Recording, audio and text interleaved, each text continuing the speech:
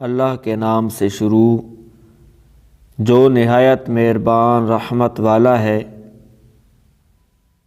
اور جو مرد یا عورت چور ہوں تو اللہ کی طرف سے سزا کے طور پر ان کے عمل کے بدلے میں ان کے ہاتھ کاٹ دو، اور اللہ غالب حکمت والا ہے۔ کیا تجھے معلوم نہیں کہ آسمانوں اور زمین کی بادشاہی اللہ ہی کے لیے ہے؟ وہ جسے چاہتا ہے سزا دیتا ہے اور جسے چاہتا ہے بخش دیتا ہے، اور اللہ ہر شے پر قادر ہے۔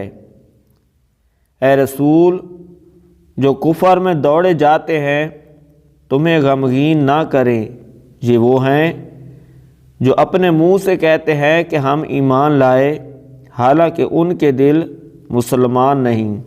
اور کچھ یہودی بہت جھوٹ سنتے ہیں، ان دوسرے لوگوں کی بھی خوب سنتے ہیں جو آپ کی بارگاہ میں نہیں آئے۔ یہ اللہ کے کلام کو اس کے مقامات کے بعد بدل دیتے ہیں۔ یہ آپس میں کہتے ہیں اگر تمہیں یہ تحریف والا حکم ملے تو اسے لے لینا، اور اگر تمہیں یہ نہ ملے تو بچنا۔ اور جسے اللہ گمراہ کرنا چاہے تو اے مخاطب، تو ہرگز اسے اللہ سے بچانے کا کچھ اختیار نہیں رکھتا۔